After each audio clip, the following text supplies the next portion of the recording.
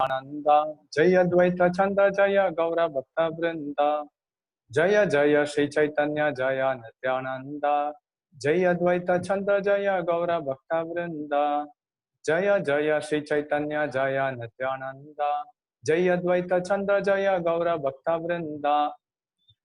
ஹரே கிருஷ்ணா. இந்த கௌர கதா வகுப்பிற்கு வந்திருக்கக்கூடிய அனைத்து பக்தர்களையும் வரவேற்கிறோம். இன்னைக்கு சைத்தன்ய மகாபிரபு சீட பரம்பரையில சைத்தன்ய மகாபிரபுவுக்கு மிக பிரியமானவரா பக்தி சித்தாந்த சரஸ்வதி டாக்கூரை பத்தி கேட்க உள்ளோம். பக்தி சித்தாந்த சரஸ்வதி டாக்கூர் பூரி கஷேத்திரத்துல பிறந்தார். ஒரு ஆச்சாரியர் ஒரு கஷேத்திரத்துல பிறக்கிறார்னா அந்த கஷேத்திரத்தை பத்தி ஆச்சாரியார் வெளியுலக மக்களுக்கு கொண்டு வருவதனால, ஆச்சாரியார் ஒரு கஷேத்திரத்துல பிறக்கிறதுனால அந்த கஷேத்திரத்திற்கு மதிப்பு கூடுகிறது, சக்தி பெறுகிறது அப்படின்ட்டு சொல்லப்படுகிறது. பக்தி சித்தாந்த சரஸ்வதி டாக்கூர் காலகட்டத்துல அவர் பிறப்பதற்கு முன்னாடி 13 அப்ப சம்பிரதாயங்கள் இந்த கௌடிய வைஷ்ணவ சம்பிரதாயத்தை பெரிதும் அச்சுறுத்தி கொண்டிருந்தது. அப்ப அவங்க அந்த வைஷ்ணவ போர்வையில சரியா இந்த பக்தி தொண்டின் நியமங்கள் எல்லாம் கடைபிடிக்காமல் இருந்தார்கள். அதனால ஸ்ரீல பக்தி வினோத டாக்கூர் ஜெகநாதர் கிட்ட பிரார்த்தனை செய்கிறார், எனக்கு ஒரு தெய்வீக மகன் வேண்டும், அதுலயும் அவர் குறிப்பாக இந்த சம்பிரதாயத்தை நிலை நாட்டுபவராக வர வேண்டும் அப்படின்ட்டு பிரார்த்திக்கிறார். அதன் காரணமாக பிமல பிரசாத், பக்தி சித்தாந்த சரஸ்வதி டாக்கூருடைய இளம் வயதுல அவர் பிமல் பிரசாத் அப்படின்ட்டு அறியப்பட்டார். அப்ப நமக்கு எல்லாம் தெரியும், இந்த ஜெகநாதரின் ரத யாத்திரை அவரது இல்லத்துல 3 நாள் அப்படியே நின்று விட்டது, ஒரு அங்குலம் கூட நகரல. அப்ப பக்தி வினோத் டாக்கூருடைய மனைவி பகவதி தேவி பிமல் பிரசாத எடுத்துண்டு அதுக்கப்புறம் ரதத்தின் மீது வச்சப்ப அவர் போய் ஜெகநாதருடைய திருப்பாதத்தை தொடரார் தவழ்ந்து கொண்டே. அப்ப ஜெகநாதருடைய மலர் மாலை விழுந்தப்ப பாண்டாஸ் எல்லாம் ஜெய் ஜெகநாத் ஜெய் ஜெகநாத் அப்படின்ட்டு சொல்லி இவர் ஜெகநாதரின் முழு அனுகிரகத்திற்கும் உள்ளானவர் அப்படிங்கிற அந்த ஒரு மாபெரும் செய்தியை சொன்னாங்க. இப்படி சில வருடம் அவர் பூரியில வாழ்ந்துட்டிருந்தார். அப்புறம் அவருக்கு சின்ன வயதிலேயே சமஸ்கிருதம், கணக்கு இதிலெல்லாம் புலமை பெற்றிருந்தார். பகவத்கீதை, பாகவதம் அதுலயும் அவங்க தனது தந்தை பக்தி வினோத டாக்கூர் அவர் நல்லா ஆர்டன்ட் ரைட்டர்னு சொல்லுவாங்க, நல்ல அந்த வைஷ்ணவ சித்தாந்தங்கள் எல்லாம் எழுதிட்டு இருந்தார். அதெல்லாம் சிறு வயதிலேயே பக்தி சித்தாந்த சரஸ்வதி டாக்கூர் படிச்சுண்டு சித்தாந்தத்துல ரொம்ப தீவிரமாக நிலை கொண்டிருந்தார். பக்தி வினோத டாக்கூருக்கு அப்படி ஒரு சந்தோஷம் ஏற்படும், சிறு வயதிலேயே இவர் சித்தாந்தத்துல இந்த அளவுக்கு நாட்டம் கொண்டிருக்கிறார். சித்தாந்தத்துல நாட்டம் கொண்டிருப்பவர் மட்டும் இல்லை, பயமில்லாமல் ஆக்ரோஷமாக சிம்ம குருவை போல மகாபிரபுவுடைய போதனைகளை உபதேசிப்பார். பக்தி சித்தாந்த சரஸ்வதி டாக்கூர் அடிக்கடி சொல்லுவார், இந்த இயக்கம் எல்லாம் பிருஹத் மிருதங்க இயக்கமாக செயல்பட வேண்டும். புஸ்தகத்தை எந்த அளவுக்கு அச்சடித்து விநியோகம் செய்யணுமோ அந்த அளவுக்கு செய்ய வேண்டும்னு சொல்றார். ஏன்னா கலியுகத்துல பொதுவாவே எல்லாருக்கும் இந்த ஞாபக மறதி அதிகம். அதனால இந்த புஸ்தகம்னு வந்தாதான் இந்த சமூகத்துல ஒரு புரட்சியை ஏற்படுத்தலாங்கிறதுல தீவிரம் கொண்டிருந்தார். அதனால சிறு வயதிலேயே தனது தந்தைக்கு பல விதத்துல இந்த புஸ்தகத்தை அச்சடித்து விநியோகிக்கும் செயல்ல தீவிரம் காட்டிட்டு இருந்தார். நம்ம சம்பிரதாயத்துல யுக்த வைராக்கியம் அப்படின்னா எது கிருஷ்ணர் சேவையில ஈடுபடுத்த முடியுமோ அதெல்லாம் துறக்க கூடாது. பக்தி சித்தாந்த சரஸ்வதி டாக்கூர் விமான பயணத்தை மேற்கொள்வார். புதுசா ஏதாவது கார் கண்டுபிடிக்கப்பட்டிருந்தால் அந்த கார்ல போய் பிரச்சாரம் செய்வார். அதெல்லாம் கிருஷ்ணருடைய சேவையில ஈடுபடுத்த முடியுங்கிற விஷயத்த தெளிவுபடுத்தினார்.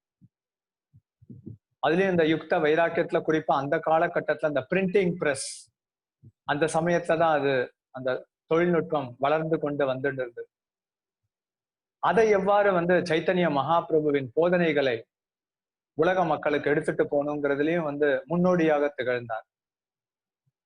செய்தித்தாள் நதியா பிரகாஷ்னு ஒரு தினந்தோறும் தினப்பத்திரிகையும் ஆரம்பிச்சார். அவர் அடிக்கடி சொல்லுவார், இந்த சின்ன நகரமான, ஏன்னா 7 வயசு வரைக்கும் அவர் பூரியில இருந்தார். அதுக்கப்புறம் பக்தி வினோத டாகூர் பணி மாற்றம் காரணமாக அவர் கல்கத்தா நகருக்கு சென்ற போது இவரும் வந்து கல்கத்தா நகருக்கு செல்கிறார். அப்ப வந்து கல்கத்தா நகரத்துல அப்ப பிரதானமா 5 செய்தித்தாள்கள் இருந்தது. அதுல குறிப்பா வந்து அதெல்லாம் வந்து ரொம்ப புகழ் பெற்ற காரணத்தினால பக்தி சித்தாந்த சரஸ்வதி தாக்கூர் தினந்தோறும் நதிய பிரகாஷ் அப்படின்னு பத்திரிகையை வந்து ஆரம்பித்தார். அப்ப அவர் சொல்லுவார், இந்த பௌதீக மக்களுக்கெல்லாம் செய்தித்தாள்ல எங்கெங்க இருந்தோ செய்தியை எடுக்கிறதுக்கு கஷ்டப்பட்டு இருக்கிறாங்க. நமக்கு ஆன்மீக உலகத்துல பகவான் வந்து ஒவ்வொரு க்ஷணத்திலையும் புது புது லீலைகளை செஞ்சுட்டு இருக்கிறார். அதனால நம்மளால ஒவ்வொரு க்ஷணம், ஒவ்வொரு செகண்ட், ஒவ்வொரு பத்திரிகையை வந்து பிரதியாக அச்சிட்டு வெளியிட முடியும் அப்படின்ட்டு சொல்றார். இது அவருடைய கண்ணோட்ட பார்வையாக இருந்தது. அதனால ஸ்ரீல பக்தி சித்தாந்த சரஸ்வதி தாக்கூர் ரொம்ப முக்கியத்துவம் கொடுக்கிறது இந்த செய்திகளை வந்து அது பத்திரிகையாக இருக்கட்டும் இல்ல புஸ்தகமாக இருக்கட்டும் பெரிய அளவுல வந்து பரப்பப்பட வேண்டும்னு வந்து விரும்பினார். அதனால அந்த காலகட்டத்துல ஸ்ரீல பக்தி சித்தாந்த சரஸ்வதி தாக்கூர் கம்பீரமா கோட் சூட்ல போய் இறங்கி பிரச்சாரம் செய்வார். கார்ல போய் பிரச்சாரம் பண்ணுவார். ஏன்னா பொதுவா எல்லாம் பக்தி மார்க்கத்துல இருக்காங்க அப்படின்னா இதெல்லாம் வந்து துறக்கணும் அப்படின்னு ஒரு மனநிலையில தவறான புரிந்துணர்வுல இருந்துட்டு இருந்தாங்க. அதையெல்லாம் வந்து உடைத்தெறிந்தார். எப்படி வந்து எல்லா உபகரணங்களையும் கிருஷ்ணர் சேவையில ஈடுபடுத்த முடியுங்கிறதுக்கு வந்து முன் உதாரணமாக இருந்தார். அவர் 3 விஷயத்துல வந்து கை தேர்ந்தவர். ஜோதிட சாஸ்திரம், அப்புறம் சமஸ்கிருதம், அப்புறம் வந்து கணக்கு. ஜோதிடம்னாலே அதனாலதான் அவருக்கு சூரிய சித்தாந்தம்ங்கிற பட்டம் வழங்கப்பட்டது. அடிப்படையா வந்து கணக்குல வந்து வல்லுநர்களாக இருப்பவர்கள் தான் வந்து ஜோதிடத்துல வந்து சிறந்து விளங்க முடியும். காரணம் என்னன்னா அந்த திசா, இருப்பு, காலம் மற்றது எல்லாம் கணக்கீடு செய்யணும். கணக்கீடு செஞ்சு ஒரு கரண்ட் மின்சாரம் போனா கூட திருப்பி கரண்ட் எப்ப வருங்கிறது கூட ஜோதிடத்துல கண்டுபிடிக்கலாம். அந்த அளவுக்கு ஜோதிட கலைக்கு சிறப்பு இருக்கு. பிரபுபாதர் சொல்லுவார், அவருடைய நண்பர் ஒருவர் ரொம்ப நாள்பட்ட வியாதியில அவதிப்பட்டு கொண்டிருக்கும் போது மருத்துவர்கள் எல்லாம் வயிற்றுல பிரச்சனைன்னு சொன்னாங்க. ஆனா அந்த ஜோதிடத்தை எடுத்துட்டு போனப்ப தொண்டையில பிரச்சனை தான் இருக்கும், ஏன்னா இந்த தசா இருப்பு காலத்துல இதுதான் வந்திருக்கும் அப்படின்ட்டு சொன்னப்ப அதுக்கப்புறம் மருத்துவர்கள் அதை ஆராய்ந்த போது தொண்டையில் இருக்கக்கூடிய பிரச்சனைக்கு அவங்க மருத்துவம் அளித்தனர். எனக்கு தெரிந்த ஒரு பக்தரின் தந்தை இருக்கிறார். அவர் போலீஸ் உயர் அதிகாரி, ஜோதிட கலையிலும் வல்லுனர். வரக்கூடிய அந்த கிரிமினல்ஸுங்க, குற்றவாளிகளுடைய ஜாதகத்தை பார்ப்பார். பார்த்துட்டு அவன் ஏதோ ஒரு விஷயத்துக்கு உள்ள மாட்டின்னு இருப்பான். இந்த ஜாதகத்துல அவன் இதெல்லாம் செஞ்சிருப்பான்னு பட்டியல் போட்டு ஒன்னொன்னா கேட்டு அதை எப்படி வெளியில கொண்டு வர முடியுமோ அதை வந்து வாங்கிடுவார். அதனால ஜோதிட சிஸ்டம் பகவானுடைய கண் அப்படின்ட்டு வந்து சொல்லப்பட்டிருக்கு. அதுக்கும் அப்ளிகேஷன் இருக்கு. பொதுவா இந்த திருமணம் முக்கியமான விஷயத்தை எடுத்துக்கலாம். அப்பேற்பட்ட ஜோதிடத்தை, சூரிய சித்தாந்தத்தை பக்தி சித்தாந்த சரஸ்வதி தாக்கூர் ஒரு நாள் வந்து முடிச்சு போட்டு பரன்ல போட்டுட்டார். என்ன காரணம் அப்படின்னா இந்த ஜோதிட சாஸ்திரம் எல்லாம் முக்குணங்களுக்கு உட்பட்டு செயல்படுகிறது. ஆனா கிருஷ்ண உணர்வு அப்படிங்கிறது வந்து முக்குணங்களுக்கும் வந்து அப்பாற்பட்டது.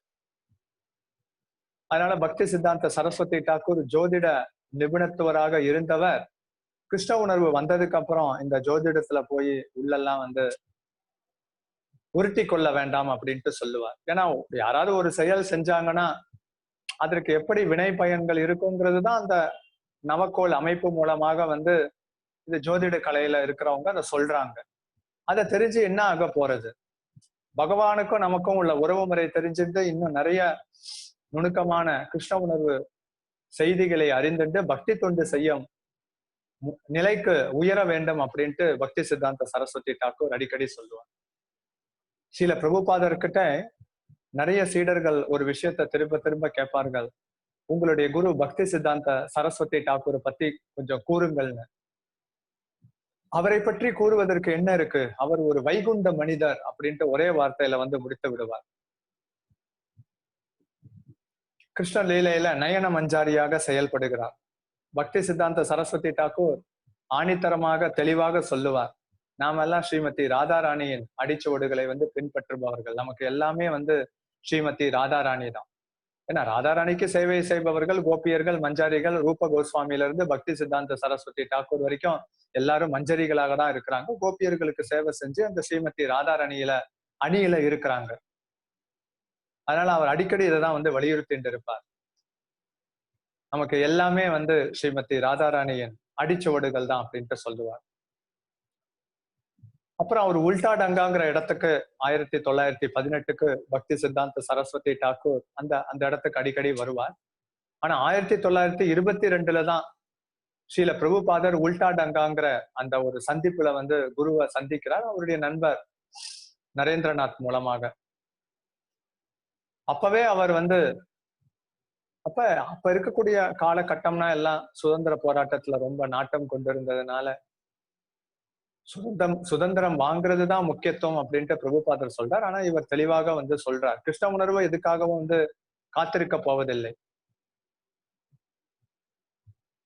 அதுல வந்து முழுமையா கன்வின்ஸ் ஆயிட்டார். ஸ்ரீல பிரபுபாதர் வந்து சொல்றார், நான் தோற்கடிக்கப்பட்டதை ரொம்ப சந்தோஷமாக உணர்ந்தேன். அப்பவே சொல்றார், படித்த இளைஞனாக இருக்கிற மேற்கத்திய நாடுகளுக்கு பிரச்சாரம் செய்யணும்னு. இந்த ஸ்லோகம் ஒண்ணு இருக்கும், சாது சங்க சர்வ சாஸ்திர கயா லவமாத்திர சாது சங்க சர்வ சித்தி ஹயா 1/11th of a second. அது எப்படிங்க ஒரு தூய பக்தர்கிட்ட வந்து ஒரு செகண்ட் இல்ல 1/11th of second சன நேரத்துல சங்கம் ஏற்பட்டா வாழ்க்கையில பூரணத்துவம் அடைய முடியும் அப்படின்ட்டு கேட்டா அதற்கு சிறந்த உதாரணம் ஸ்ரீல பிரபுபாதர் பக்தி சித்தாந்த சரஸ்வதி தாக்கூரை சந்திச்சது. அதன் பயனாக என்ன ஆனது, இஸ்கான் என்கிற குழந்தை பிறந்தது. இன்னைக்கு இஸ்கான் உலகம் முழுக்க பறந்து உலக மக்களுக்கே அது அடைக்குளம் கொடுக்கிற அளவுக்கு ஒரு பெரிய குடையாக வந்து விரிந்துள்ளது. இதுதான் வந்து சத்சங்கத்தில் கிடைக்கக்கூடிய நன்மை. சன நேரம் தான் அவர் பார்க்கிறார். அதுக்கப்புறமா அவர் அடிக்கடியெல்லாம் வந்து பிரபுபாதர் வந்து தனது குருவை வந்து பார்க்கல. அதனால என்ன ஆச்சு, 1922ல சந்திக்கிறார். ஆனா பிரபுபாதர் அமெரிக்காவுக்கு போனது 1965. 43 வருடம் தியானிச்சுண்டு தனது குருவின் வாக்கியத்தை வந்து நிறைவேற்றுகிறார். குருவின் வாக்கியத்தை வந்து உடனடியாக நிறைவேற்ற வேண்டும், இல்லைன்னா அதை நிறைவேற்றுவதற்கு வந்து தியானிக்க வேண்டும்ங்கிற விஷயத்த சொல்லப்பட்டிருக்கு. குரு கிட்ட போய் உபதேசம் கொடுங்கன்னா அவர் கொடுக்கக்கூடிய உபதேசத்தை கடைபிடிக்கக்கூடிய மனநிலைக்கு தள்ள வேண்டும். நம்மிடம் ஏதாவது எல்லா சீடர்கள்ட்டையும் குறைபாடுகள் இருக்கு, ஆனா பரந்த மனநிலையில் குருவுக்கிட்ட அணுகும் போது நமது உணர்வுகளை சரி செய்து கொள்வதற்கு நம்ம குருவுக்கிட்ட சரணடைந்தோம் அப்படின்னா அவர் வந்து அந்த குறைகளை சுட்டி காட்டி இதை திருத்தி கொள்ள வேண்டும்னு சொன்னா அதை ஏற்றுக்கொள்ள வேண்டிய மனநிலைக்கும் வந்து தள்ளப்பட வேண்டும். சோ இப்படி ஸ்ரீல பக்தி சித்தாந்த சரஸ்வதி தாக்கூர் பிரபுபாதருடைய சந்திப்பின் போது ஒரு பெரிய திருப்புமுனை வந்து ஏற்பட்டது. அப்புறம் பக்தி வினோத தாக்கூருடைய அலுவல் பணியெல்லாம் முடிஞ்சுட்டு கோத்ரும திவீப்ல அங்க வந்து ஒரு பஜனை குடியில அமைச்சுண்டு அவர் அங்க பல நூல்களை வந்து இயற்றி வந்தார். அந்த சமயத்துலதான் கௌர கிஷோர தாச பாபாஜி மகாராஜ் அவருடைய பிறப்பிடம் அவர் பங்களாதேஷ் தேப்பகோலான்னு ஒரு இடம், அங்க இருந்து அவர் நேரடியா விருந்தாவனத்திற்கு சென்று விருந்தாவனத்துல இருந்து நவதீபத்திற்கு குடிபெயர்கிறார் கௌர கிஷோர தாச பாபாஜி மகாராஜ். அப்ப அவரை பார்த்த மாத்திரத்துல பக்தி வினோத தாக்கூர் அவர் ஒரு ரசிக்க ஆச்சாரியார் அப்படிங்கறத அடையாளம் கண்டு அப்புறம் தனது மகனான பக்தி சித்தாந்த சரஸ்வதி தாக்கூர் கிட்ட நீ அவர்கிட்ட தான் தீட்சை வாங்கி கொள்ளணும் அப்படின்ட்டு வந்து தீர்மானமா சொல்றார். பக்தி சித்தாந்த சரஸ்வதி தாக்கூர் முதல் தடவை போய் அணுகுகிறார், நான் கொடுக்க மாட்டேன் அப்படிங்கிறார். நான் உங்ககிட்ட இருந்துதான் தீட்சை வாங்கி கொள்ள வேண்டும்னு பிரியப்படுகிறேன் அப்படின்ட்டு சொல்றார். அப்ப கௌர கிஷோர் தாச பாபாஜி மகாராஜ் நான் மகாபிரபுட்ட கேட்டு சொல்றேன்னார். அப்ப அந்த அளவுக்கு மகாபிரபுவோடைய ஸ்பீக்கிங் டேர்ம்ஸ் பேசக்கூடிய நிலையில இருந்தார். 2வது தடவையும் சில நாட்கள் கழிச்சு அவரை சந்திச்சுட்டு நீங்க மகாபிரபுவை பத்தி எனது தீட்சை சம்பந்தமா ஏதாவது கேட்டீங்களான்னு கேட்கிறார். அப்ப கௌர கிஷோர தாச பாபாஜி மகாராஜ் நான் மகாபிரபுட்ட பேசினேன், ஆனா உன் தீட்சை விஷயமா நான் பேசல அப்படிங்கிறார். இல்ல தயவு செய்து என் தீட்சை சம்பந்தமா அவர்கிட்ட பேசி ஒரு நல்ல ஒரு அனுகூலமான விஷயத்த சொல்லுங்க அப்படின்ட்டு மன்றாடுகிறார். அப்புறம் 3வது தடவை போய் அவர்கிட்ட சந்திச்சப்ப, மகாபிரபுட்ட பேசினேன். ஆனா உங்களுக்கு தீட்சை கொடுக்க வேண்டிய அவசியம் இல்லைன்னு சொல்லிட்டாருன்னு கேட்டுட்டு ஓன்னு கத்த ஆரம்பிச்சிட்டார். எனக்கு அப்ப மகாபிரபுடைய கருணையும் இல்ல, உங்களுடைய கருணையும் இல்ல. நான் வாழ்ந்து என்ன பிரயோஜனம்? அப்ப நான் இந்த நதியிலேயே குதித்து நான் மடிந்து விடலாம். மகாபிரபு கருணை இல்ல, குருவோடைய கருணை இல்லைன்னா வாழ்ந்து என்ன பயன் அப்படின்ட்டு தேம்பி தேம்பி அழுகிறார். குருவுக்கு நாரதருக்கு கடந்த காலம், நிகழ்காலம், எதிர்காலம் தெரியும். நம்ம இதயத்திலையும் முன்னாடி கடந்த காலத்துல எந்த மாதிரியான மன உணர்வு இதயத்துல கொண்டிருந்தோம், நிகழ்காலத்துல என்ன, எதிர்காலத்துல எப்படி செயல்படும்னு தெரியும். இவருடைய சின்சியாரிட்டி அதை கௌரகிஷோர தாச பாபாஜி மகாராஜ் ரொம்ப வெகுவாக கவர்ந்தது. அப்புறம் உடனடியா தீட்சை கொடுத்துட்டார். வர்ஷபானவ தேவி தாசா அப்படின்னு. முதல் முறையா அவர் விருந்தாவனத்துல இருந்து நவதீபத்திற்கு வரும்போதே பார்த்த உடனே பக்தி சித்தாந்த சரஸ்வதி டாக்கூர் மீது ஒரு ஈர்ப்பு ஏற்பட்டது. ஏன்னா கௌரகிஷோர தாச பாபாஜி மகாராஜ் கிருஷ்ணர் லீலையில குண மஞ்சாரி, பக்தி சித்தாந்தர் நயன மஞ்சாரி. அந்த உடனடி ஈர்ப்பு ஏற்பட்டு தான் அணிந்திருந்த தொப்பி, அதுக்கப்புறம் இப்ப நாம ஜபம் பண்றதுக்கு மாலைகள் எல்லாம் இருக்கு. அவர் காலகட்டத்துல ஒரு நூலையே 108 முடிச்சுகளா போட்டு அதை வச்சு ஜபம் பண்ணுவாங்க. ரஷ்யால பாத்தீங்கன்னா அந்த சால்டட் பிரெட் எல்லாம் வந்தப்ப அந்த சிறைச்சாலையில ரொட்டி துண்டை வச்சு அந்த மணி எல்லாம் செஞ்சாங்க. நாம ஜபம் பண்ணணுங்கிறதுல நம்ம ஸ்திரமா இருந்தோம் அப்படின்னா எந்த சூழ்நிலையிலும் நாம ஜபத்தை பண்ணலாம். சோ அந்த காலத்துல கவுண்டிங்கா என்ன பண்ணாங்கன்னா, ஒரே கயிறு, அந்த ஒரு கயிறுல முடிச்சா இருக்கும், 108 முடிச்சு. அதை வச்சு நாம ஜபம் செஞ்சுட்டு இருப்பாங்க. அதனால பக்தி தொண்டு செய்யறதுக்கு சூழ்நிலை எந்த விதத்திலையும் தடையாக இருக்காது. சோ இப்படி பக்தி சித்தாந்தர் மீது ரொம்ப அதீத ஈர்ப்பு கொண்டிருந்தார். பக்தி வினோத டாக்கூரும் கௌரகிஷோர தாச பாபாஜி மீது அதீத மரியாதையை கொண்டிருந்தார். தனது இல்லத்துல அவர் ஸ்ரீமத் பாகவத உபன்யாசம் கொடுத்துட்டு இருக்கும் போது ஒவ்வொரு நாளும் கௌரகிஷோர தாச பாபாஜி மகாராஜ் தனது குருவான பக்தி வினோத டாக்கூர் உடைய உபன்யாசத்தை கேட்பார். சோ இப்படி நவதீபத்துல கௌரகிஷோர தாச பாபாஜி மகாராஜ், அதுக்கப்புறம் பக்தி சித்தாந்த சரஸ்வதி டாக்கூர் பல லீலைகளை அரங்கேற்றிட்டு இருந்தாங்க. பக்தி சித்தாந்த சரஸ்வதி டாக்கூர் அடிப்படையில அவருடைய உபன்யாசம் என்ன இருக்கணும்னா, இந்த பௌதீக விஷயத்திலிருந்து நாம் முற்றிலும் பட்டற்ற நிலையில துறந்தவராக இருக்க வேண்டும்ங்கிறத சொல்லிட்டே இருப்பார். அப்போ ஒரு தடவை அவர் மாயாப்பூர்ல அந்த இப்ப இருக்கக்கூடிய ஸ்ரீ சைத்தன்ய மட் அந்த இடத்துல இருந்துட்டு இருந்தப்ப அவர் அறையில எழுதிட்டு இருக்கிற நூல்களுக்கு அப்ப அங்க 2 வாழைப்பழம் இருக்கும். அந்த 2 வாழைப்பழத்தை எடுக்கிறதுக்கு ஒரு குரங்கு வருகிறது. இவர் உடனடியா என்ன பண்றாருன்னா, அந்த குரங்கை விரட்டுவதற்காக துள்ளி குதித்த போது அவர் எழுதி இருந்ததுல எல்லாம் இங்கெல்லாம் கொட்டி, மையெல்லாம் கொட்டி, அந்த எழுதி இருந்த சில பக்கங்கள் எல்லாம் பாழடைந்தது.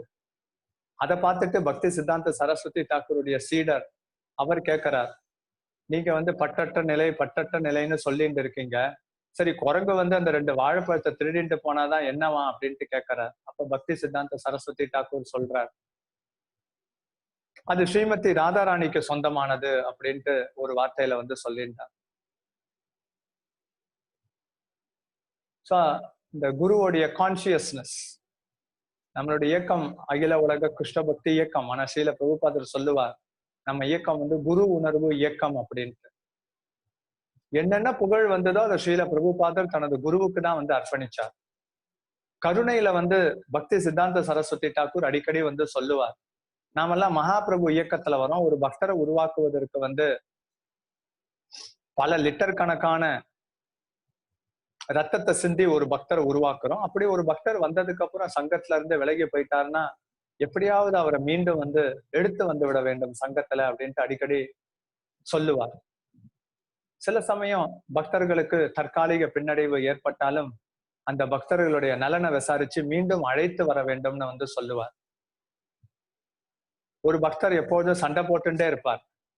சமையல்காரராக இருந்தார் கௌடிய மட்ல. அப்புறம் அவர் கிருஷ்ணரின் கருணையினால உடலை விடக்கூடிய சூழ்நிலை ஏற்பட்டது. அப்புறம் உடல் எல்லாம் தகனம் செஞ்சுட்டு பக்தர்கள் எல்லாம் அவரை பத்தி பேசிட்டு இருக்கும்போது அவர் ரொம்ப சண்டைக்காரராக இருக்கிறதெல்லாம் வந்து சொல்லிட்டு இருந்தார். அப்ப கதை வருகுன்னு வந்து அவங்க பேசுறதெல்லாம் கேட்டுட்டு இருந்த பக்தி சித்தாந்த சரஸ்வதி தாக்கூர் அவர்கிட்ட ஒரு அற்புதமான நல்ல குணம் இருக்கும். எப்பொழுதும் வந்து உடையை எப்பொழுதும் அவர் துவைத்து தூய்மையான நிலையில வந்து கட்டிட்டு இருப்பார். அந்த நல்ல குணத்தை மட்டும் பார்த்தார். அதன் மூலமா தனது சீடர்களுக்கும் அந்த உபதேசத்தை கொடுக்கிறார். ஒரு பக்தர்னு இருந்தா சிவபெருமான போல நல்ல குணத்தை வந்து பூதாகரமாக்கி அதை பார்க்கக்கூடிய ஒரு கண்ணோட்டத்தை வந்து வளர்த்து கொள்ள வேண்டும். ஆச்சாரியர் எல்லாம் தீர்க்கதரிசி. ஒரு தடவை தனது மாயாப்பூர்ல நடந்து போயிட்டு இருந்தப்ப சந்திரனை பார்த்து சந்திரலோகத்திலையும் கலியுகத்துல அவங்க சந்திரலோக வாசிகளும் வந்து ரொம்ப டீகிரேட் ஆயிட்டாங்க, ரொம்ப மோசமான நிலையில இருக்கிறாங்கிறார். இங்க இருக்கும்போதே சந்திரலோக வாசிகளை அவரால் வந்து பார்க்க முடிந்தது. அந்த அளவுக்கு சக்தி வாய்ந்தவர்கள் ஆச்சாரியர்கள். நடந்து போயிட்டு இருந்தப்ப தனது சீடர்கள்ட்ட சொல்லுவார், இடம் விடுங்க இடம் விடுங்கன்னு. அப்புறம் சற்று நேரத்திற்கு பின்னாடி சொல்லுவார், மகாபிரபு பஞ்சதத்துவம் இவங்க எல்லாம் வந்து நாம சங்கீர்த்தனம் செஞ்சுட்டு போறாங்க, அதனால நான் இடம் விட சொன்னேன் அப்படின்னு.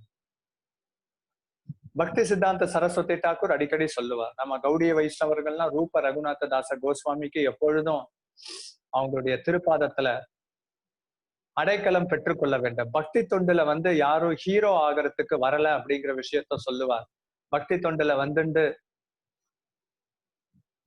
பெரிய பெருசா வந்து கீர்த்தன் செஞ்சு அதுல பேர் புகழ் வாங்குவது, இல்ல ஒரு பண்டிதத்துவத்தை வெளிப்படுத்துறது, இது மாதிரி நம்ம பேரை வாங்கிட்டு ஹீரோ ஆகிறதுக்கு வரல அப்படின்ட்டு சொல்லுவார். பக்தி சித்தாந்த சரஸ்வதி தாக்கூர் சொல்லுவார், எல்லா கௌடிய வைஷ்ணவர்களுடைய நோக்கமும் என்னன்னா ரூப கோஸ்வாமியின் திருப்பாதத்துல ஒரு தூசாக இருக்க வேண்டும், துச்சமான தூசு. பக்தி சித்தாந்த சரஸ்வதி தாக்கூர் அடிக்கடி சொல்லுவார், நம்ம குழுவுக்கு ஹெச்ஓடி தலைவர், முதன்மையான தலைவர் யாருன்னா ரூப கோஸ்வாமி, ரூப மஞ்சரி. அவருடைய உபதேசத்தை பக்தி ரசாமிருத்த சிந்து உபதேசாமிருத்தத்தை தொடர்ச்சியா கேட்கணும் அப்படிங்கிற அந்த விஷயத்த வந்து சொல்லிட்டே இருப்பார். பக்தி சித்தாந்த சரஸ்வதி தாக்கூருடைய அடிப்படையான போதனைகள் அப்படின்னா எப்பொழுதும் கிருஷ்ணரின் நாமத்தை உச்சரிச்சுட்டு இருங்கோ, பிரச்சாரம் பண்ணுங்கோ, கிருஷ்ண உணர்வுல இருங்கோ. ஒரே ஒரு விஷயத்தை மட்டும் எல்லா வைஷ்ணவர்களும் தவிர்க்க வேண்டும், அது வைஷ்ணவ அபராதம். வைஷ்ணவ அபராதம் இருந்தது அப்படின்னா பக்தி சித்தாந்த சரஸ்வதி தாக்கூர் சொல்வார். ஏன்னா பக்தி வினோத தாக்கூர் சொல்லுவார், கிருஷ்ண பிரேமா இஸ் சரௌண்டட் பை வைஷ்ணவ அபராத். கிருஷ்ண பிரேமை வந்து வைஷ்ணவ அபராதத்தினால சூழப்பட்டிருக்கு. நம்ம பக்தி தொண்டுல பல வருடம் இருந்தாலும் வைஷ்ணவ அபராதம் செஞ்சோம் அப்படின்னா அதனுடைய சுவை நாட்டத்தின் அந்த கிளிம்ஸ்ன்னு சொல்லுவாங்க, சுவடுகள் கிட்டக்க கூட வந்து நெருங்க முடியாது. எல்லாரும் இப்ப ஒரு குருவை பார்த்தோம் அப்படின்னா அந்த குரு வந்து கிருஷ்ணருக்கு பிரியமானவர், அந்த மனநிலையில பார்க்கணும். ஒரு வைஷ்ணவரை பார்த்தோம் அப்படின்னா அவர் குருவுக்கு கிருஷ்ணருக்கு பிரியமானவர்னு பார்க்கணும். பிரபுபாதர் இந்த விஷயத்தை தான் சொல்லி கொடுக்கிறார். மேற்கத்திய நாடுகளுக்கு வந்து போய் பிரச்சாரம் பண்ணார்னா அது குருவினால் அனுப்பி வைக்கப்பட்டவர்னு. இப்போ குருவினால் அனுப்பி வைக்கப்பட்டவர்னா அது எந்த அளவுக்கு அந்த அன்புடன் பாசத்துடன் நேசத்துடன் மரியாதையுடன் நடத்துவார் ஸ்ரீல பிரபுபாதர். யாரையும் புண்படுத்தும்படி பேச மாட்டார். ஆசிரியருங்கிற முறையில மாணவர்களை வந்து சரி செய்வதற்காக பேசுவார், அப்புறம் சகஜம் போல பழக ஆரம்பிப்பார். குறிப்பா வந்து வைஷ்ணவ அபராதம்னா எல்லாரும் குரு கிருஷ்ணருக்கு பிரியமானவர்.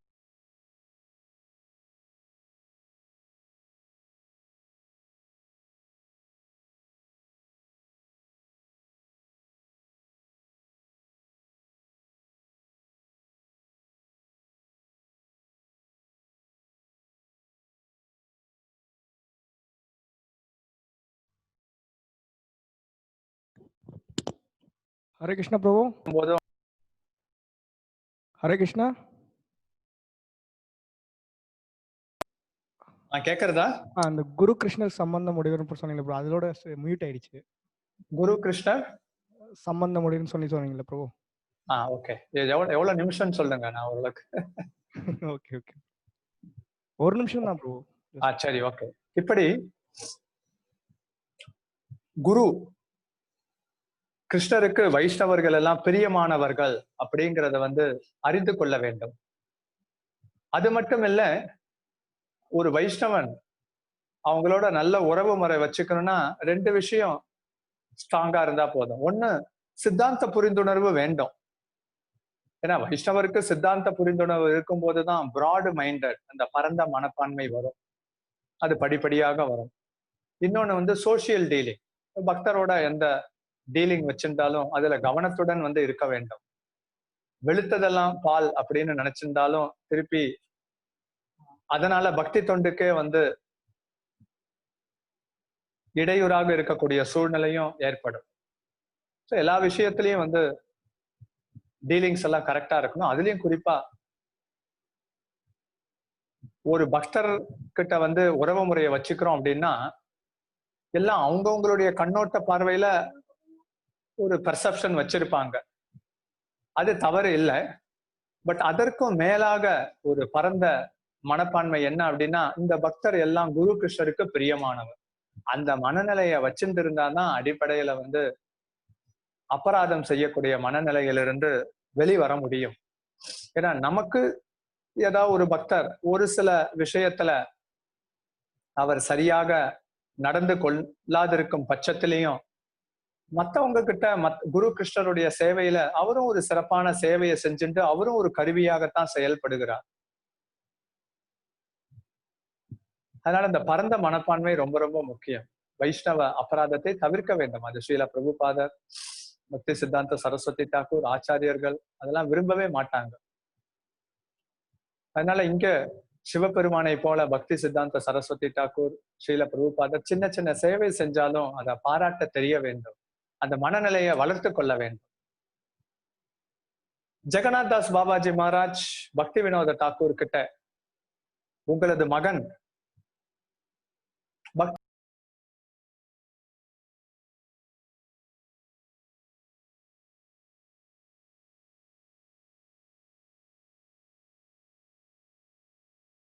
हरे कृष्णा प्रभु।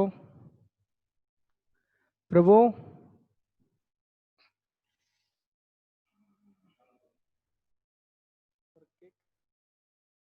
प्रभु நம் மறைவு தினம் இதெல்லாம் அதுல குறிக்கப்பட்டிருக்கும். ஏகாதேசி எந்தெந்த நாள்ல அனுஷ்டிக்கப்பட வேண்டும், மறாவது நாள் அந்த பாராயண நேரம், தானியத்தை சாப்பிட்டு உடைக்கக்கூடிய நேரம், பண்டிகை உற்சவ நாட்கள், இதெல்லாம் வந்து ஜெகநாத் தாஸ் பாபாஜி மகாராஜ் பக்தி வினோத தாக்கூர் கிட்ட சொல்லி பக்தி சித்தாந்த சரஸ்வதி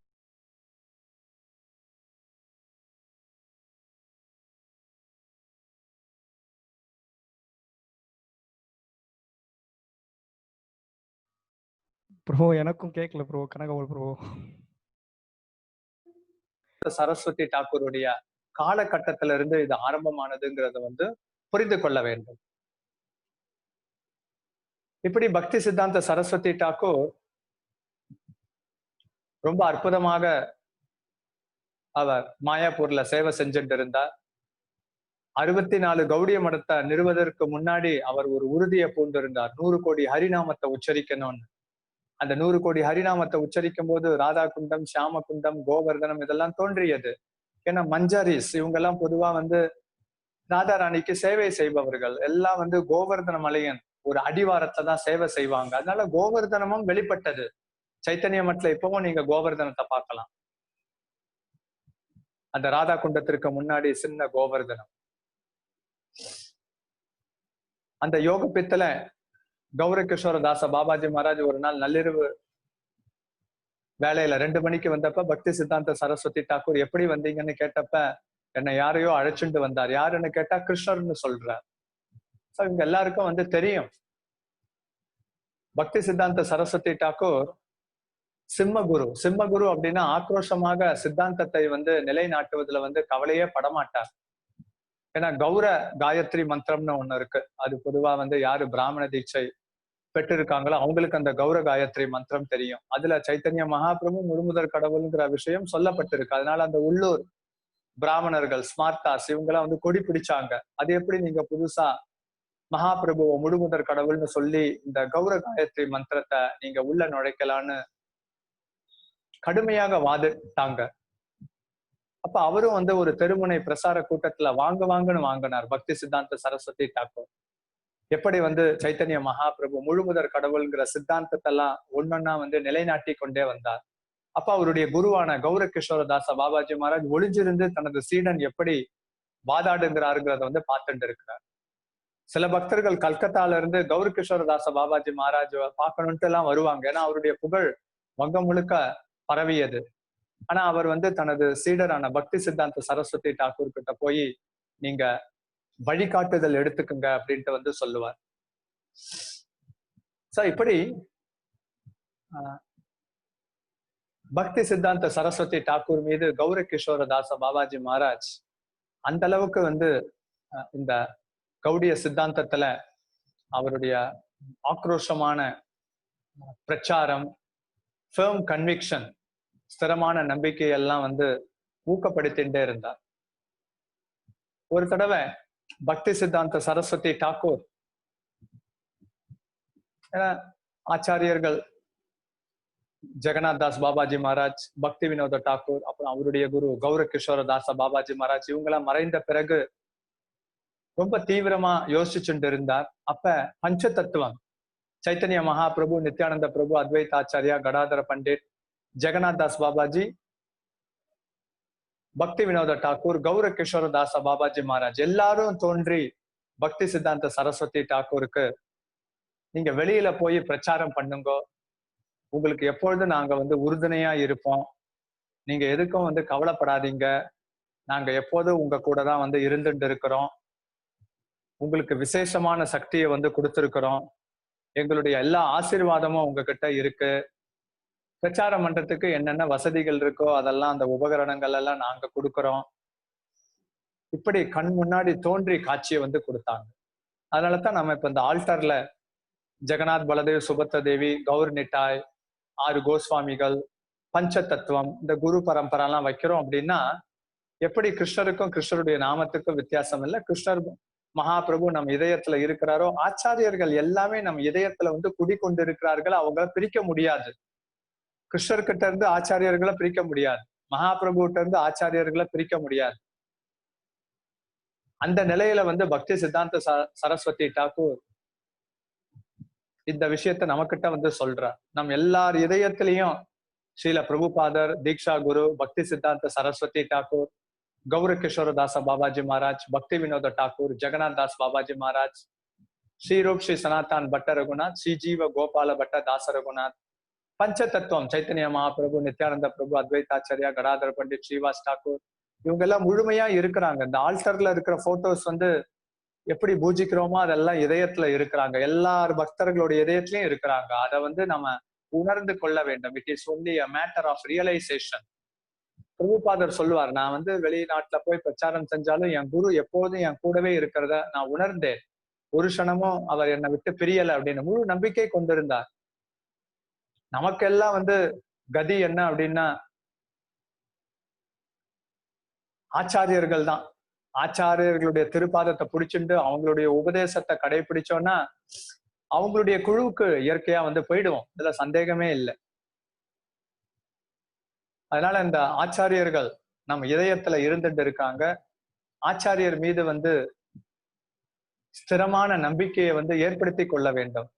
நம்மளது உண்மையில பார்த்தா international society for Guru consciousness மொத்த புகழையும் பிரபுபாதர் வந்து பக்தி சித்தாந்த சரஸ்வதி தாக்கூருக்கு தான் கொடுத்தார். வியா வஷயாத்மிக புத்திர் ஏகேஹா குருநந்தனா.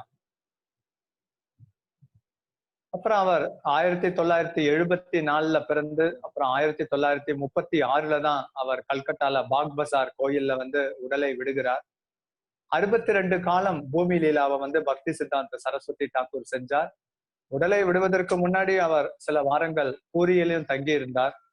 பூரியில நரோத்தம் தாஸ் தாக்கூருடைய பாடல் ஸ்ரீரூப மஞ்சாரி பாதா அது அடிக்கடி வந்து சீடர்களை பாட வச்சு கேட்டுட்டு இருப்பார். மகாபிரபுடைய சிக்ஷாஷ்டகத்தையும் ரொம்ப விரும்பி வந்து கேட்டுட்டு இருப்பார்.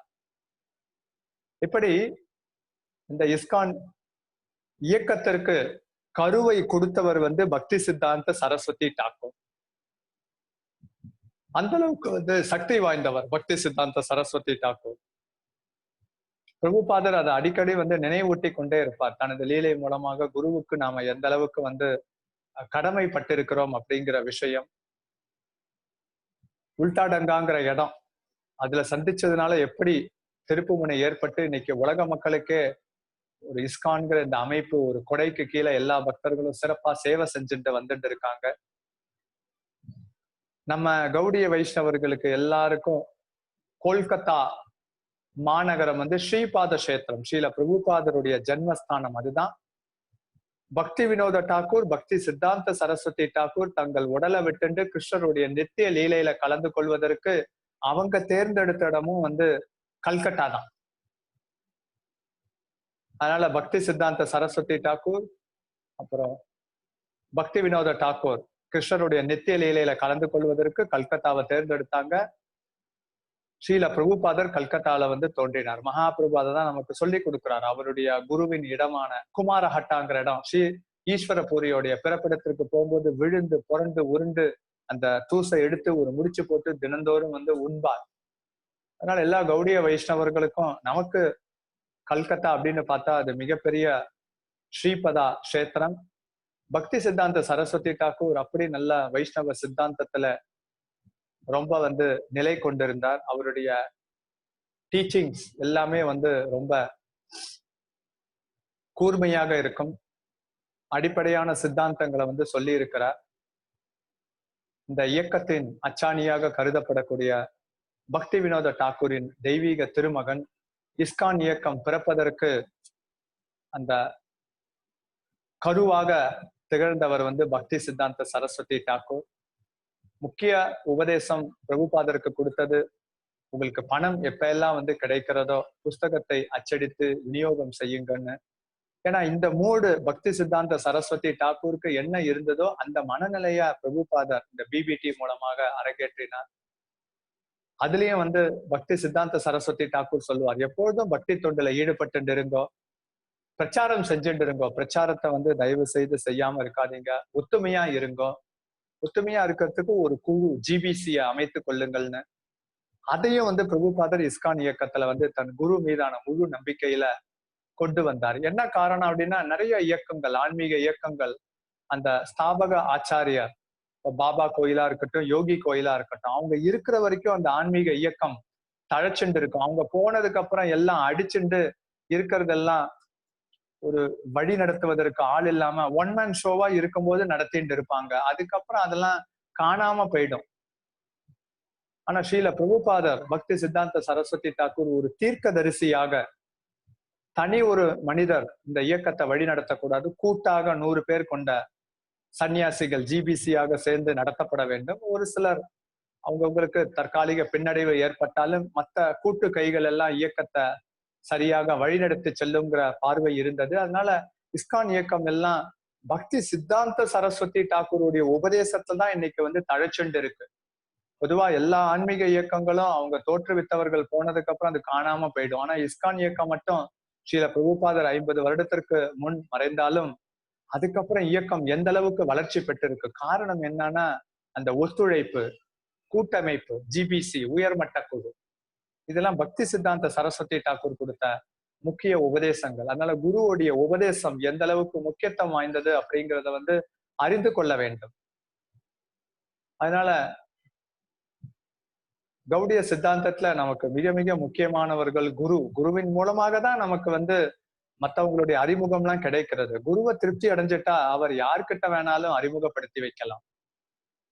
அதனால பக்தி சித்தாந்த சரஸ்வதி டாக்கூர் நம்ம எல்லா இதயத்திலையும் இருக்கிறார். ஜெகநாத் தாஸ் பாபாஜி, பக்தி வினோத டாக்கூர், கௌர கிஷோரதாச பாபாஜி மகாராஜ், பக்தி சித்தாந்த சரஸ்வதி டாக்கூர், ஸ்ரீல பிரபுபாதர், ஒவ்வொரு சீடர்களுடைய தீக்ஷா குரு, இவங்களெல்லாம் நம்ம போற்றணும் அப்படின்னா இதயத்திலேயே இருக்கிறாங்க. அதை வந்து உணர வேண்டும். ஹரே கிருஷ்ணா. உங்களுக்கு ஏதாவது கமெண்ட்ஸ், ரியலைசேஷன், கேள்விகள் இருந்தா கேட்கலாம். ஹரே கிருஷ்ணா. கனகபல் பிரபு. ஹரே கிருஷ்ணா. தன்யவாத் பிரபு. ஹரே கிருஷ்ணா. எஸ் பிரபு. இவர் பக்தி சித்தாந்த மகாராஜ் வந்து நம்ம பூரியில பிறந்தாரு. பூரியில் பிறந்தார். ஆமாம். அப்புறம் வந்து பிரச்சாரம் பண்ணது வந்து கல்கட்டால கொஞ்ச நாள் பிரச்சாரம் பண்ணாரு. ஆமா, கல்கத்தால மையமாக வச்சு அவர் பிரச்சாரம் செஞ்சார். அப்புறம் அவருடைய தந்தை கௌதமத்வீத் வந்தப்ப அங்கேயும் அவர் இருந்து நவதீபத்துல ஸ்ட்ராங்கா பேஸ் போட்டு அந்த ஸ்ரீ சைத்தன்ய மட் யோக பக்கத்துல இருக்குல்ல, அதை மையமாக வச்சு பிரச்சாரம் செஞ்சார். 64 கௌடிய மடத்தை வந்து நிறுவியவர். அது எப்ப செஞ்சார் அப்படின்னா 100 கோடி ஹரிநாமத்தை உச்சரித்த பிறகு. சென்னையில கௌடி மடத்துல இருக்குல்ல பிரபு, அவரோட ஸ்தாபகமா? ஆமா, பக்தி சித்தார்த்த சரஸ்வதி தாக்கூர் மகாபிரபு எங்கெல்லாம் வந்து விஜயம் செஞ்சு லீலை புரிந்தாரோ, இப்போ உதாரணமா சிம்மாச்சலம், அதுக்கப்புறம் வந்து இங்க சென்னை, அப்புறம் வந்து ஸ்ரீரங்கம், அந்த மாதிரி இடத்துக்கெல்லாம் வந்து மகாபிரபு லீலா செஞ்ச இடத்துக்கெல்லாம் அந்த மார்பிள் சலவை கல்லால மகாபிரபுவோடைய திருப்பாத சுவடுகள் சின்னத்தெல்லாம் வந்து பதிச்சார். அந்த சேவையும் அற்புதமாக வந்து செஞ்சார். சென்னைக்கும் அவர் விஜயம் புரிந்துள்ளார். தென்னிந்தியாவில் இப்ப உதாரணமா சைத்தன்ய சரிதாமிரத்தெல்லாம் நான் பார்க்கும்போது, இப்ப உதாரணமா மகாபிரபு விஜயம் செய்த இடம் எல்லாம் அப்ப வந்து பாத்தீங்க அப்படின்னா இந்த விருதாச்சலம் இந்த இடம்லாம் வந்து சவுத் ஆர்காட் டிஸ்ட்ரிக்ட்னு சொல்லுவாங்க.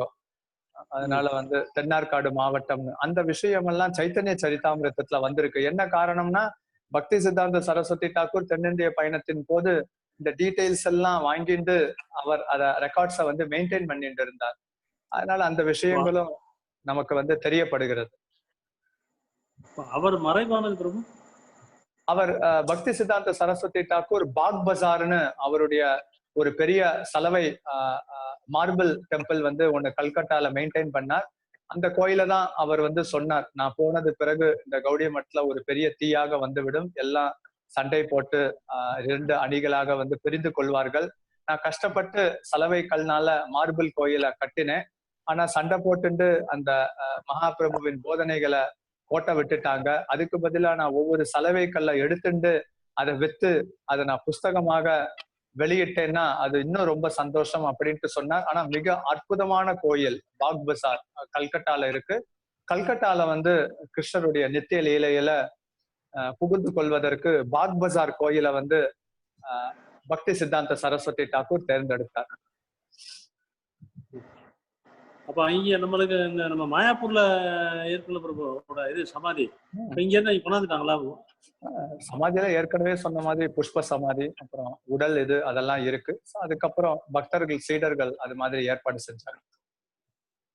பட் அவரோட சமாதி வந்து கல்கட்டால தான் இருக்கா? இல்ல, இங்க மாயாப்பூர் கழிச்சிட்டு இருந்தாங்க. ஏன்னா இதுதான் சைத்தன்ய மட்டோடைய ஹெட் குவார்டர்ஸ். அதனால இங்க கொண்டு வந்துட்டாங்க. ஆமா, ஏன்னா ஹெட் குவார்டர்ஸ், ஏன்னா அந்த 64 கௌடிய மட்டுக்கும் ஒரு ஹெட் குவார்டர்ஸ் தானே மாயாப்பூர் தானே, அதனால. ஆனா அந்த நித்திய லீலையில தேர்ந்தெடுப்பதற்கு கல்கட்டாவில தான் அவர் தேர்ந்தெடுத்தார். சரி, நன்றி. ஹரே கிருஷ்ணா. ஹரே கிருஷ்ணா. கவி ரூபா ராதிகா தேவிதாஸ்.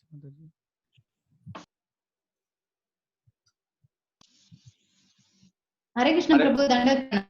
ஹரே கிருஷ்ணா, சொல்லுங்க பிரபு. நேத்து கொஞ்சம் கட் ஆயிடுச்சு, ஜெகநாத் தாஸ் பாபாஜியோடது நீங்க சொல்லிக்கிட்டே இருக்கிறப்போ நேத்து கட் ஆயிடுச்சு. எனக்கு எனக்கு எனக்கு தெரியல நீங்க இன்னைக்கு கண்டினியூ பண்ணீங்களா அப்படின்ட்டு, எனக்கு அதை பத்தி சொன்னீங்களான்ட்டு. எனக்கு ஜெகநாத் தாஸ் பாபாஜியோட குரு யாரு பிரபு? ஜெகநாத தாச பாபாஜி உடைய குரு யாரு அப்படின்னா மதுசூதன தாச பாபாஜி. மதுசூதன தாச பாபாஜி அவரும் வந்து இந்த நம்ம கௌடிய பரம்பரையில இருந்து வந்தவர் தான். அதாவது இந்த நித்யானந்த பிரபு, இந்த கடாதர பண்டிட், அதுல இருந்து வந்த அந்த சீட பரம்பரையில தான் மதுசூதன தாஸ் பாபாஜி மகாராஜ் வந்தார். அவர்கிட்ட இருந்து தீட்சை பெற்றிருந்தார். ஜெகநாத் தாஸ் பாபாஜி மகாராஜ் உடைய முக்கியமான லீலை என்ன அப்படின்னா, அதுல ஒரு உபதேசம். அவருடைய சீடர்கள் எல்லாம் போய் பக்தி வினோத டாக்கூர் கிட்ட ஒரு புகார் தெரிவிக்கிறாங்க. என்ன அப்படின்னா, நாங்க எல்லாத்தையும் விட்டுட்டு நீங்க சொன்னீங்கல்ல பிரபு, ராதாகிருஷ்ணா லீலா அவர் சொல்ல மாட்டேங்கிறாரு. he was talking to அவர் வந்து துளசி பிளான்ட் இது சீட் இது பண்றதுக்கு, அதுக்கப்புறம் இது ஃப்ளவர்ஸ் கார்டன்ஸ் அந்த இதுதான் பண்ண சொல்றாரு. ராதாகிருஷ்ணாவோட லீலையை வந்து அவர் சொல்ல மாட்டேங்கிறாரு, அப்படித்தானே சொன்னீங்க பிரபு? ஆமா, அதுக்கு என்ன காரணம்னா பக்தி வினோத டாக்கூர் சொல்றார், பொதுவா வந்து எல்லா ஜீவராசிகளுக்கும் கலியுகத்துல அடிப்படையா அந்த அஃபென்சிவ் மென்டாலிட்டி, குற்றம் இழைக்கும் மனமும் அனர்த்தங்களும் இருக்கு. அதனால அந்த குற்றம் இழைக்கும் மனநிலை, அஃபென்சிவ் மென்டாலிட்டி, அனர்த்தங்கள்னா தேவையில்லாத ஆசைகள், அது இதயத்துல குடிக்கொண்டிருக்கும் போது கிருஷ்ணர் ராதா கிருஷ்ணரின் அந்த அஷ்டகாலிய லீலை அவர் பகல் நேரத்துல இருந்து இரவு நேரத்துல வரைக்கும் என்னென்ன லீலைகள் செய்வாரோ அது 8 விதமாக பிரிக்கப்பட்டிருக்கு. அதை நேரடியா கேட்டீங்க அப்படின்னா, ஒரு பால் ஒரு பானையில வந்து ஊத்தணும்னா அந்த பானையில வந்து சிறு புளிப்பு இருந்ததுன்னா எல்லாம் தயிராக மாறிவிடும். அப்ப உங்க இதயத்துல வந்து நீங்க குற்றமிழைக்கும் மனநிலை மற்றும் அனர்த்தங்களை வச்சுண்டு அதுக்கப்புறம் நீங்க ராதாகிருஷ்ணரின் லீலை இன்டிமேட் பாஸ்ட் டைம்ஸ் கேட்டுட்டு இருந்தீங்கன்னா அது உங்களுடைய அனர்த்தத்தை போக்காது, இன்னும் சொல்ல போகணும்னா அனர்த்தத்தை வந்து அதிகரித்து விடும்னு சொல்றார். அதற்கு சிறந்த உதாரணம் பால் வந்து புளிப்பு தொடர்புடன் வரும்போது அது தயிராக மாறிவிடும். அதனால முதல்ல குரு என்ன சேவை கொடுக்கிறாரோ அதை செஞ்சுட்டு தூய்மைப்படுத்திக் கொள்ளுங்கள். குருவுக்கு எந்த நேரத்துல உங்களுக்கு எதை செய்யணுங்கிறது வந்து அவருக்கு தெரியும். அவர்கிட்ட சரணடைந்து அவர் சொல்ற உபதேசத்தை கேளுங்கள்னு இவர் பக்தி வினோத டாக்கூர் ஜெகநாத் தாஸ் பாபாஜி மகாராஜோடைய சீடர்களுக்கு உபதேசிக்கிறார்.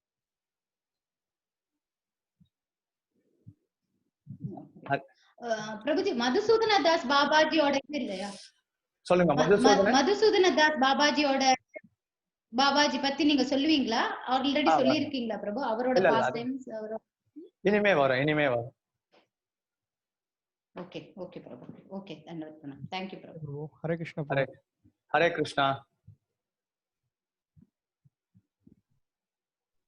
क्वेश्चंस அவ்வளவுதான் ப்ரோ. ஓகே, ஹரே கிருஷ்ணா. நாளை பார்க்கலாம். வாஞ்சா கல்பா தாருபேஷ்ட கிருபா சிந்து ஏவச்ச பதிதனாம் பாவனேபியோ வைஷ்ணவேபியோ நமः.